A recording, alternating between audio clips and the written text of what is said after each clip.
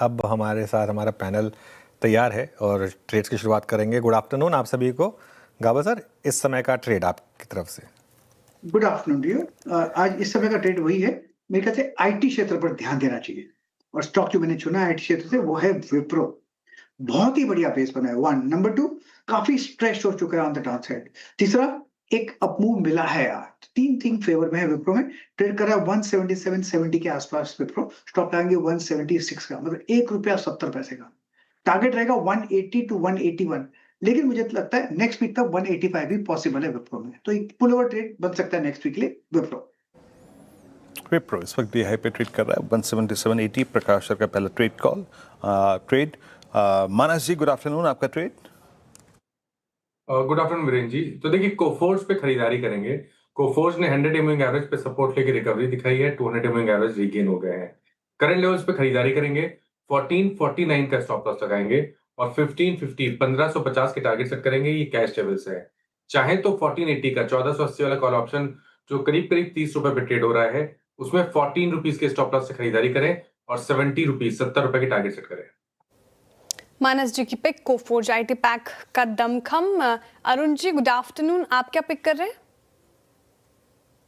Ji Shreya ji, good afternoon and good afternoon to the panel.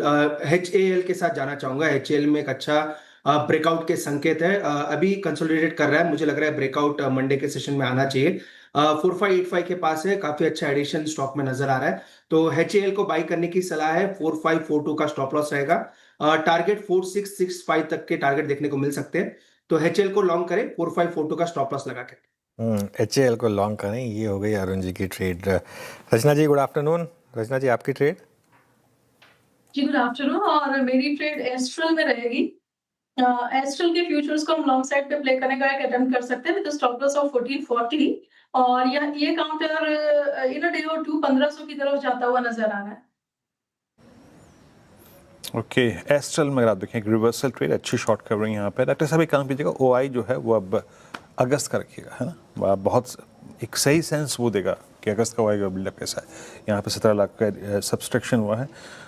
Rajesh Satpathy ji, good afternoon, आपका trade क्या रहेगा closing के लिए? Good afternoon Viren, good afternoon everyone. Viren देखिए, मेरा एक कॉन्ट्रा ट्रेड रहेगा एक्सिस बैंक के ऊपर। ऑलरेडी आईटी पे डिस्कशन हो चुका है, तो आप एक बार एक्सिस बैंक देखिए। मुझे लगता है यहाँ पे एक रिकवरी है, तो आज जो प्ले है वो रिलीफ रैली का प्ले है। टारगेट होगा करीबन 1255 का और स्टॉप लॉस मेंटेन करना है 1220 का। एक्सिस बैंक, PSU साथ ही प्राइवेट बैंक्स में अच्छी रिकवरी देखने को मिल रही है, तो राजेश जी एक्सिस बैंक की तरफ जा रहे हैं। टेक्निकल कॉल्स पूरे हो गए हैं, सारी कॉल्स बाय साइड की है। रिकैप थोड़ी देर में करती हूँ। राजेश अग्रवाल जी हमारे साथ जुड़ रहे हैं। राजेश जी, गुड आफ्टरनून, स्वागत है आपका कार्यक्रम में। सबसे पहले आपसे जानेंगे इन्वेस्टमेंट आइडिया क्या होगा आपका इस मार्केट में। गुड आफ्टरनून श्रेया जी, वीरेंद्र जी, अनुज जी, बाकी भैया पैनल में मित्र करने सबको नमस्कार। इस वक्त जो बाजार के हालात बने हुए हैं, मुझे लगता है कि एस्ट्रल के साथ जाना चाहिए। अगर आप देखो तो CPVC और lead free PVC piping system में एक अग्रणी कंपनी है। उसके अलावा एडेसिव, वाटर टैंक्स, पाथवेयर, पेंट्स में 4.2 लाख मेट्रिक टन की इनकी पाइप्स की कैपेसिटी है। 1.4 लाख मेट्रिक टन के एडेसिव की और 36,000 मेट्रिक टन की पेंट्स की। 40 कंट्रीज में इनका एक्सपोर्ट्स है। यूनिट्स USA और UK में भी है। बैकवर्ड इंटीग्रेशन कर रही है, जो कैप्टिव CPVC रेजिन बनाएंगी, जिससे इनके मार्जिन्स में सुधार होगा।